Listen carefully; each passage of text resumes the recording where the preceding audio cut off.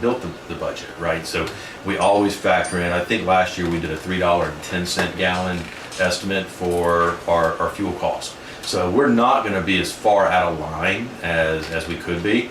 You know, if it reaches up over $4 a gallon, we're close to, you know, what, 350, 360, 389. Right. So, I mean, we start eclipsing that. Yeah, it will have a slight impact, but not as significant as you would think. Yeah. Now, if it goes to $7 a gallon by the end of the summer, God I mean, forbid. you know, everybody, I mean, you can't plan for that. No. But, you know, Josh and Danielle and I, when we sit down and build some of those operational estimates, we always factor in a little bit higher. Yeah, it's because you never know. Err on the high side. Yeah, absolutely. But we'll you know, we may have to park some vehicles, you know, and put some type of limit on miles driven, just try and maintain our, you know, our low cost. And, you know, we're talked about that yesterday, as a matter of fact. We had a pre-budget meeting with the finance department, and we talked a little bit about that yesterday, and, you know, possibly having to, you know, park some of the cars a little bit. For those who might miss a newscast today or weren't able to come to the city council meeting last night, also some more good news. You got an assessment this week, Scott, from the guy, what are you, the foreman or whatever it is, the Michael Simpson, guy. structural engineer, Michael Simpson. On the Harper's building. Yep, on the Harper's building. I know it's been sitting there, you know, with no activity for a while, but as I've said and you know, continue to caution the mayor and council, as we hit the slow part. You know, you're going to see months. Well, it gives that months. new lawn time to take root. It does. You know, we'll end up, you know, cutting that sod out and using it elsewhere as we start to build the park. But we are starting to see some of that intellectual property starting to come into the office. We've got conceptual drawings now. We've got structural design by the structural engineer for the roof structures and the new steel structure that's going to be the support function of the building. We've now got the brick assessment, the brick stability assessment on the walls. You know, we've got temporary and permanent bracing information now on the walls. So we're starting to get that information in, you know, after a number of months. But one thing that you elaborated on last night was the fact that, you know, one of those back walls is going to have to come down, but you're going to be able to reuse at least 75% of those bricks. Yeah, we were a little concerned once you started getting into the bones of the structure and you started getting to the old foundation of the brick building, which, you know, was covered up for years and you can't see it. We were concerned that one or two of the entire wall segments would have to actually be disassembled, footed, if you will, and then rebuilt. But good news is that's not necessarily the case. There is about a 10-foot long corner section on the back left, back right if you're on Main Street, on the left side if you're standing on East North First Street. Only about a 10-foot section where a corner joint is of the building. That's going to have to be disassembled because it's just crumbled down by the foundation. And those buildings don't have concrete footings like you see in modern day. Back in the late 1800s, they did a stair step foundation and set the brick right on the dirt. So you basically have a 3-foot wide course of brick and then down, or a 3 course wide, and then you go down to a 4 course and then a 5 course. So basically your foundation gets wider and it goes all the way down under the dirt to probably about an 18 course wide foundation that sits right on dirt. So there's no concrete footings. Wow. So that's why you have to make sure the structural integrity of the brick is still maintained. So luckily we only have to disassemble that one back corner. We can use about 70% of the brick, he said, rebuild that, and then repoint and seal some of the rest of the walls. He did recommend some additional mortar testing, so stability testing, strength testing. So I've talked with our engineer for that already, and he's getting it lined up. So I'm ready to start seeing some work out there and start, I asked Ronald, our building official, is there work we can be doing now without construction drawings as required by the International Building Codes, and he's going to review those reports and see what we can go ahead and start trying to protect. I know we can do the temporary bracing. We can probably start doing some of the brick work. We can't do any new footings or any new steel supports that he's recommending until we get those drawings, but we can go ahead and start trying to protect the brick best we can. And maybe we can get released to start doing the steel structure while they're still finishing up the rest of the construction drawings, so we can go ahead and start building the roof and stuff like that. So now we're starting to get to the exciting part. As you can tell, I'm pumped. I'm ready. More exciting stuff to come. And for Riley, I'm gonna say I'm so pumped. It's woo! We're going to get to Mayor Robert Halfacre, who just joined us from the city of Clemson here in just a minute too. But before we do, I want to remind folks coming up on the 17th is the Race for the Green. We have that coming up. Still time to sign up. Go online to gogreenevents.com and get signed up now if you haven't. And coming up on the 28th, which is a Thursday night. Am I looking at the calendar? 24th? 28th. Is it on the right month? 24th? Yeah, March. Yeah. Thursday. 24th? Is that right? Or 31st? 31st, the last Jazz Thursday of on the Alley. March, yeah. Jazz on the Alley is coming. And last night during the meeting, Denise was a little concerned, Denise Rosman, council member, about there only being a limit of 5 vendors inside the event at Ramcat Alley and Townville Street. But you kind of straightened that out too, but clarified it, if you will, because we got a lot of restaurants here. And between Townville and Ramcat, you know, there's seating, there's dancing going on, pedestrians everywhere, so you want to kind of limit that to just a few vendors and then let the others come on Fairplay and Main Street and things like that, right? Is this going to be like a first come, first served sign up for each week? Yeah, so I mean, those interested obviously will contact us. We know we have some staples. You know, 313 is always been there, so we'll certainly have them there. But you know, if we have 10 vendors that meet the qualifications of having a brick and mortar business and the proper DHEC licensing, if we have 10 of those, we'll start to rotate those in, right, to give some fresh food choices and give everybody an opportunity. At this point, we have not had that situation. We've only had 3 to 4 who actually, you know, want to come every week.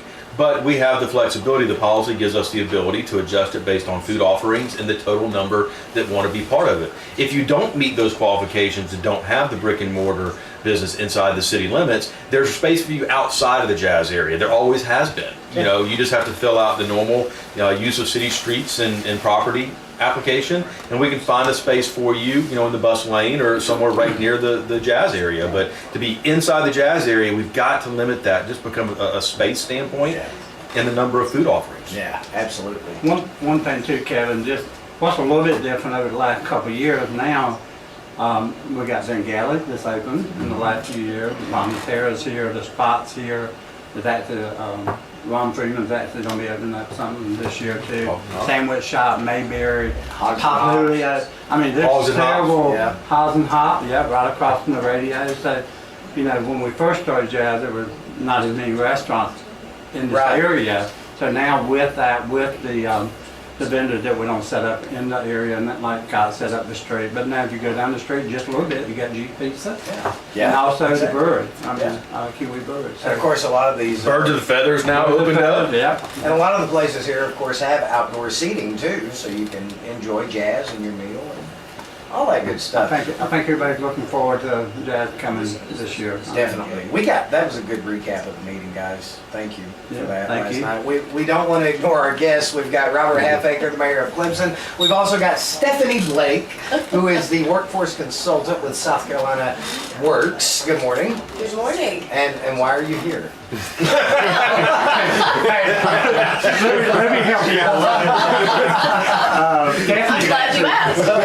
Why are you here? Last time you were here for Feed the 5,000, which was a fantastic event that we have every year here in Seneca. So. Yes, and that was very successful. It went very well. Yes. And so, yes, we've planned another event. This is a new event. It's called the Here's Hope Community Fair. It's going to be on March 18th from 10 a.m. to 2 p.m. At Ann Hope Methodist Church. And we've invited organizations and agencies, nonprofits, who offer services to the citizens of Oconee County to join us there to inform and educate those citizens who may not be aware of the services about what they do and what they offer. And I learned about some new ones myself, so I'm very excited that we're going to be bringing these to the citizens who truly need them, who can benefit from them. And that's again coming up at Ann Hope Methodist Church, March 18th. That's a Friday, day after the Race for the Green. What time again? 10 a.m. to 2 p.m. 10 to 2. Yes, and Chick-fil-A is supporting us. Yes. I love Herb Tyler and Chick-fil-A. Yes, we want to thank the Tylers for supporting us and being so generous in catering the event. And we'll have a few other food offerings, just some, desserts and beverages. Ingles is going to donate some beverages, and so we're very excited. I know, Voc Rehab's going to have a table. DSS is going to be there. The Parenting Place. Ride to Work Ministry, Ripple of One, DSF, the Golden Corner Food Pantry. I'll be there just for the Chick-fil-A. Right, exactly. So we're gonna feed everybody. We're gonna have live music. So it's gonna be, I think, a very festive occasion and sort of a little spring celebration. But yes, we want to feature all of these amazing services. Do you guys still have room for any agencies who might want to join you and take part? We actually don't. We had to cap it at 20. We have 20. But the grounds are only so large. And the feature of the event, though, is going to be our, it's dubbed the Career Coach. It's an RV that is a resource room on wheels. And that was really the impetus for putting this all together, was around that service. Now, what we do at SC Works, of course, we offer reemployment services. We can assist people with, filing for unemployment, but our mission is to focus on assisting with resumes. We get people registered for the SC Works online services database. We help them search for jobs, apply for jobs online, So work on interview skills. You guys are just a all of that. little different than what Mayor Dan does out at Voc Rehab. But, the great thing, like for us, being able to partner with South Carolina Works, we work very closely together. So, we do address the disability side, but, we partner with them on multiple occasions, and we meet together. I mean, we've actually been in several settings together, but they have lots of resources there too. So, a lot of times we refer people to South Carolina Works, vice versa, y'all refer people We do, to us. absolutely we do. But all the agencies, I just want to echo a little bit, and I know Mayor Halfacre has worked very close with South Carolina Works too, and Still do. still do. Yes, sir. They're still on it. That's right. But just in this community, there are so many resources, and all of us know each other very well. So we're always trying to help each other, making sure what we call as consumers get the resources that they need. Whoever that might be, helping them. So I'm very excited about Stephanie coming on. This is going to be a great event. That's the area at Ann Hope Church. I know Jeff is actually filming Facebook Live here. He's very active in that community and some of the things that's been going on there. But make sure people know about the resources out there and help them get back to work if they're not working. What's the website phone number if people want to take advantage of SC Works services, Stephanie? It's jobs, jobs.scworks with an S, scworks.org. Jobs.scworks.org.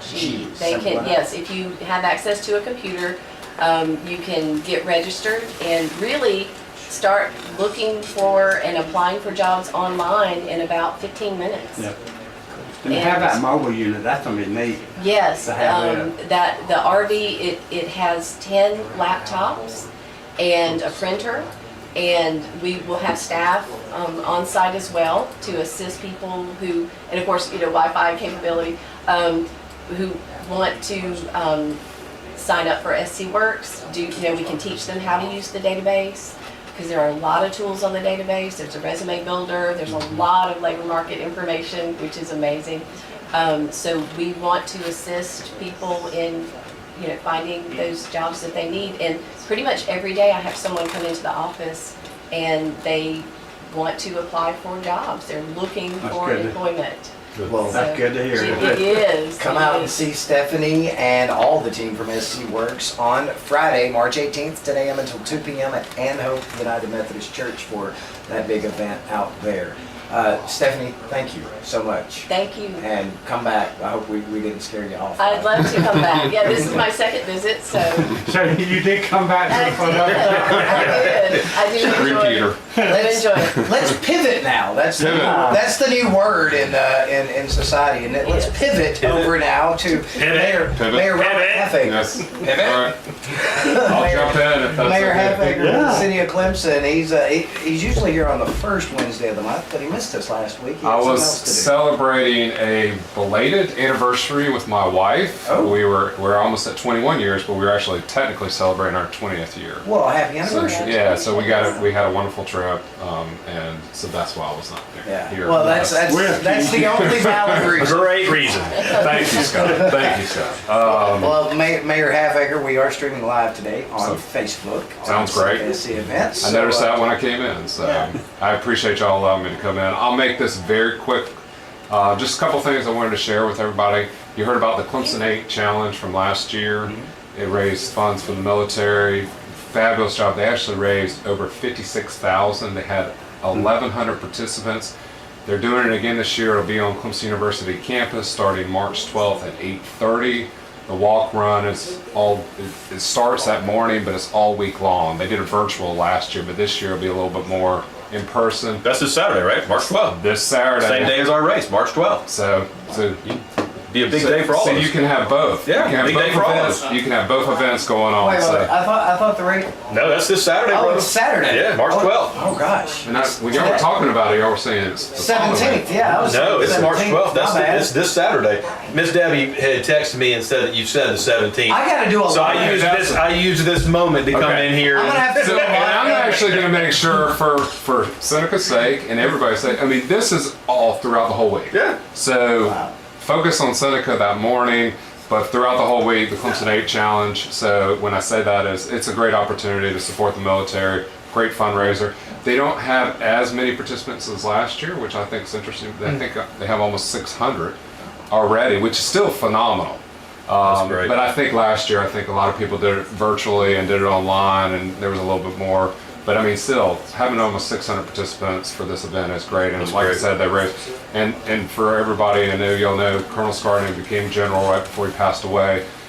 He's part of the Clemson 8 Challenge, and it's a great story of what he did for our country, and a great way to raise funds for the military.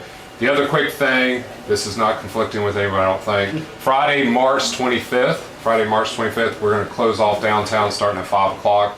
We will have Craven Mellon. They'll be performing at our substation. And if you're like Scott's nodding and myself, I remember Craven Mellon from my college days. And they're Saw great. him at Music Farm in Charleston. Thank you. Many a time. Look how much he's smiling, dude. It's a great memory. Great memories, great band. They're coming back. It's for the Clemson Alumni Association. We're partnering with Clemson Alumni, so they are sponsoring the band, but we're providing the downtown, obviously, space. We're closing off the street at 5, and it's Friday, March 25th. Again, Craven Mellon. But again, it's for the Clemson Alumni Association. They have a 3-day weekend to bring people back into the community. So that's part of the event. So I just wanted to mention those two quick things. I know there's a lot going on this spring. I'm excited for this spring. I think it'll be great. We're glad you did. And again, if you're tuning in today on Saturday, the Race for the Green is today. It's right now. We hope you're downtown They're out there and we running. hope you're signed up. That's for editing purposes. 3, 2, 1. Might as well do that too, right? All right, guys. Well, here we are. It's anything before we go. You got like a whole stack of papers. You got anything else? That was it. No, those are the two highlights right now. So thank you for allowing me to share that. You want Well- to come back next week and bring Yeah. some more highlights? Well, We certainly appreciate Mayor Halfacre. We do. And, coming to, I know the mayor loves having him on here with us. And I like having great him on. partnership. I do. We really do appreciate the partnership. And Stephanie, thank you again for being on the show. I'm excited about what you're going to have next week. Great turnout to that. We'll have to get Mr. Furr on the radio with us sometime. Sure. Yeah, I'd love to have him too. But just appreciate the partnership from both we have with Sackline Works and all that y'all do. Don't forget Yes, their we event appreciate coming you up. very much too. Don't forget what? Their event coming up Friday, March 18th, Yeah. 10 a.m. to 2 p.m. at Ann Hope United Methodist Church. And you can go online to jobs.scworks.org for more information about that great organization. Quick shout out is Voc Rehab, as we mention every week, 882-6669 is their phone number if you need their services. Also to Jeff Bright for streaming us this morning Thank you. live on Yay! the Events Facebook page. He handles all the video for the city of Seneca, and he does a fantastic job. And I got one more shout out, if you don't mind, before before you close us out. Rick Lacey's birthday is today. Happy Oh, happy birthday, Rick Lacey. Happy birthday, Ricky. Been over the rec department for a long time. Yeah. Does a great job. Helps to set up and manage all the events, and so we want to wish him a very happy birthday. Absolutely. Happy birthday. Well, guys, it's been real. It's been fun. Been real fun. But, Until next time. until next time, thanks for joining us on Coffee Time. Thank you. City Talk right here on your community involved 94.1 The Lake. Stick around, your forecast and your